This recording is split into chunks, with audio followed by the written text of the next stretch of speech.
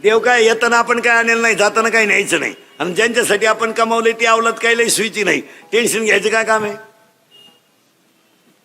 आपण बांध करून वाढवायची, त्यानं ठेप लावून विकायची, का कमवायची? आपण पाणी घालून दूध विकायचं आणि त्यानं पाणी टाकून प्यायची. मग गोरज पेलेलं काय वाईट आहे? हाय पेतोच आहे. लई टेन्शन मध्ये नाही जगायचं महाराज. लाईट कधी बी शेतकऱ्यानं एक प्रमाण पाठच करून ठेवायचं. संसाराचं वाटुळं झालं तेव्हा तुकाराम महाराज गालात हसले, म्हणले बस बरे झाले देवांनी घाले दिवाळे, एवढं पाठ करायचं. आता तुम्ही मी किती कमावलं, काय मागच्या आवलं दिलं घेणं? आपला पोरे आपल्याला प्रश्न विचारितोय, काय केलंय माझ्यासाठी? आता आपण केलं ते सांगायचं का? बाप म्हणला मारली सख मॅम, आता काय करता? तो लगेच म्हणतो कोणी मारायला सांगितली म्हणजे घ्या ठोकून, काय उपयोग काय? चिंता बिंता काय करायची नाही महाराज. अभंगातला दुसरा मुद्दा संपला. पटकन तुम्हाला अभंगाकडे जातो, कारण ज्या विषयाचे कीर्तन आहे तो मुद्दा महत्वाचा आहे. आज कीर्तनाला घेतलेला अभंग तुकोबारायांचे कडवे चार आहेत. पहिला मुद्दा. दुसरा मुद्दा चिंता बिंता काय करायची नाही. कटेवर हात विटेवर उभा तो जगाचा बाप, तो राजाचा रंकही करू शकतो, रंकाचा राजाही करू शकतो. दिवस कोणाचेही फिरतात. इंग्रज गेल्यापासून सगळ्या लोकांनी वनवास काढला आतापर्यंत. शेतकऱ्याला तर पहिल्यापासूनच वनवास आहे, त्याचं नावच फार्मर आहे. फार्मर. शेतकऱ्याला इंग्रजीत काय म्हणते? फार्मर.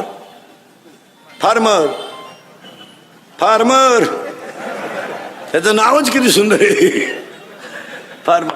आतापर्यंत जगाच्या इतिहासात संतांनी त्रास काढला, शेतकऱ्यांना त्रास काढला, नोकरीवाल्यांनी त्रास काढला. एकच माणूस असा होता इंग्रज गेल्यापासून का त्याला या जगात वनवास नव्हता, आमदार. त्याला सुद्धा मागच्या महिन्यात वनवास आला. इथून हलायचं नाही, इथं थांब, याला मुतून आण रे, इथंच थांब. अरे तुम्हाला मी कपडे आणले नाही, तसा बस पण हलायचं नाही. दिवस कुणाचे फिरतात, फक्त नम्रतेनं जगायला शिका. यावर आपलं मत काय? त्याच्या अगोदर चिंता बिंता हा विषय सोडून द्यायचा. आयुष्य फार थोडं आहे. जे रोग आपल्या ऐकिवात नव्हते ते रोग ह्या 15 वर्षात आले. पांढऱ्या पिशी तांबड्या पिशी आपल्या आजीनं ऐकल्या नव्हत्या. आज्याला तर पिशीच नव्हत्या, त्याला कधी सर्दी सुद्धा झाली नाही. ते 82चं होतं तरी दन आवतं हाकायचं.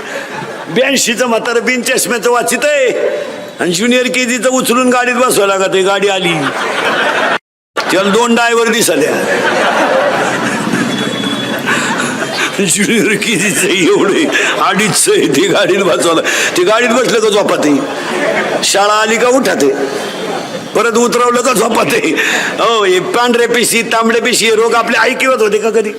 कधीच नाही. आणि हे काल आहे त्याचे उत्तर ऐकायचे. आता कोणत्याही माणसाला पांढऱ्या पिशी डॉक्टरकडे नेलं की डॉक्टर लगेच म्हणतात पिशी कमी झाल्या.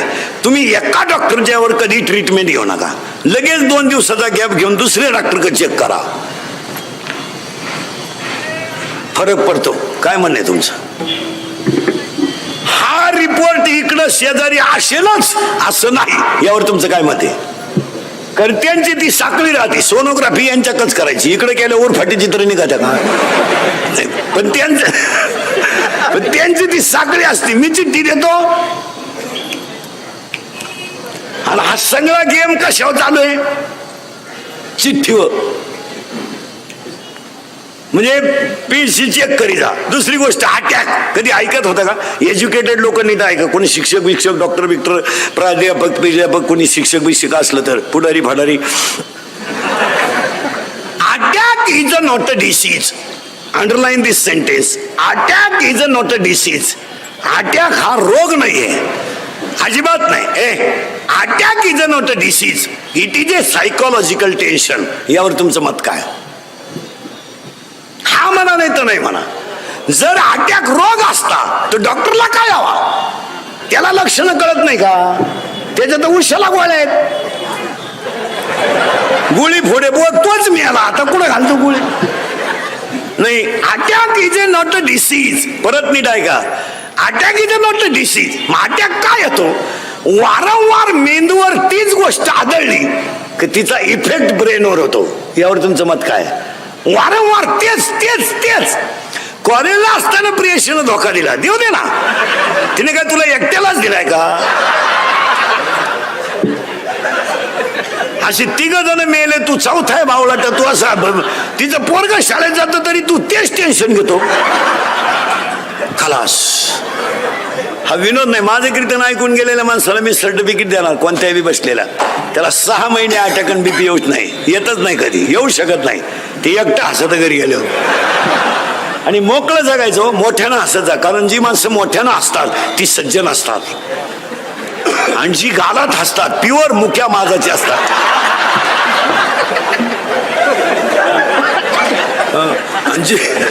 आणि जी माणसं मोठ्यानं बोलतात ती सज्जन असतात, हळूच बोलतात लफडेबाज असतात. हळूच बोलणारा माणूस लफड्यातलाच गडी कधीही पाहतो. नाजूक काम करणार पण ठणकाट होणार. हसत जा आणि अटॅक येऊ नये. काय येतो त्याचं उत्तर आहे का? अटॅक येतो का? एक गोष्ट तुमच्या ब्रेनवर आदळली. मेंदू आहे दोन मेंदू आहे, लहान मेंदू मोठा मेंदू. बारीक आहे का? अटॅक काय येतो? What is exact definition of attack? हे काय भानगड आहे बा? It is not a disease. हा रोग नाहीये. मग काय येतो? एकतर सतत ती गोष्ट डोक्यावर आदळली का त्याचा परिणाम मेंदूवर होतो. परिणाम ब्लड ऑफ सर्क्युलेशन, हृदयाला होणारा रक्तपुरवठा हा कमी प्रमाणात होतो. आणि शरीराचं सगळ्यात नाजूक अवयव हृदय. हृदयाला 4 कप्पे आहेत. उजवी जवनिका, डावी जवनिका, उजवी कर्णिका, डावी कर्णिका. हृदयाची स्पंदनं जर हृदयाला ब्लड ऑफ सर्क्युलेशन पुरवठा कमी झाला का त्या व्यक्तीला घाम येणं. माणसं म्हणते तो त्याला आता काय आला? अटॅक आला. आणि डॉक्टरकडे नेल्याबरोबर लोक विचारतात किती ब्लॉकेज निघले, म्हणजे किती शिरा चॉकअप निघला. तुम्हाला अटॅक यायचा नसेल तर औषध सांगतो. एकाही डॉक्टरकडे जायचं नाही. 2 औषधं पाळायची फक्त. मी सांगतो तेवढं. एक औषध एकच आहे. 4 वाक्यात आहेत. काल काय झालं आठवू नका, उद्या काय होईल याचा विचार करू नका, आज वाईट वागू नका. अटॅक येऊ शकत नाही. तुमचं काय मत आहे? काल काय झालं मरू दे तिकडं, आग लागू दे त्याला, सोडून देतो विषय, जागेवर सोडून द्यायचा, रिलॅक्स. अटॅक येईल.